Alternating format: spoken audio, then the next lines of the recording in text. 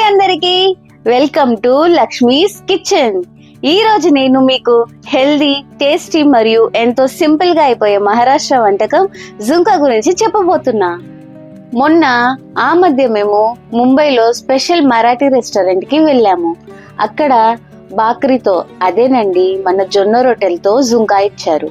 తింటే మహాద్భుతంగా ఉన్నింది. తర్వాత నా మరాఠీ ఫ్రెండ్ ని రెసిపీ అడిగి తెలుసుకున్నా.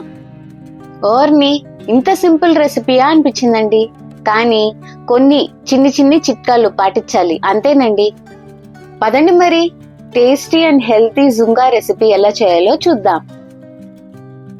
ముందుగా ప్యాన్ లో 3 టేబుల్ స్పూన్ల నూనె వేసి వేడి అయ్యాక దాంట్లో ఆవాలు జీలకర్ర వేసుకొని ఆవాలు చిటపట అన్న తర్వాత వెల్లుల్లిపాయలు వేసి బాగా వేగే వరకు వేపాలి. దీనికి వెల్లుల్లిపాయలు కొంచెం ఎక్కువ వేసుకుంటే కూర కమ్మగా ఉంటుందండి. ఇప్పుడు 1 కప్పు సన్నగా తరిగిన ఉల్లిపాయ ముక్కల్ని వేసి పచ్చి వాసన పోయే వరకు వేపుకోవాలి. ఉల్లిపాయ ముక్కల్ని మెత్తగా అయ్యే వరకు వేపుకోండి చాలు. మరీ ఎర్రగా అయ్యే వరకు వేపకండి. అప్పుడే తినేటప్పుడు ఉల్లిపాయల రుచి కూరలో తెలుస్తుంది. ఉల్లిపాయ ముక్కలు బాగా వేగినాక 1 కప్పు శనగపిండి వేసి పచ్చి వాసన పోయి కమ్మని వాసన వచ్చే వరకు సన్నని మంట మీద వేపుకోండి. శనగపిండి బాగా వేగిన తర్వాత 2 స్పూన్ల కారం, 1 స్పూను ఉప్పు వేసుకొని బాగా కలుపుకోండి. కారం పిండికి బాగా పట్టిన తర్వాత మరిగించుకు పెట్టుకున్న వేడి నీళ్లు పోసి వెంటనే కలపండి.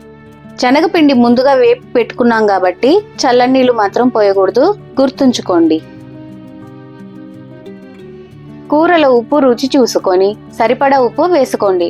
కూర కొంచెం గట్టిపడ్డాక ఇంకొంచెం వేడి నీళ్లు పోసుకొని కలుపుకోండి. ఇప్పుడు మూత పెట్టి సన్నని మంట మీద కూర బంగారు రంగు వచ్చే వరకు 10 నుండి 15 నిమిషాల వరకు ఉండనివ్వండి. కూర వేపే కొద్దీ పొడి పొడి అయ్యి మంచి వాసన వస్తుంది.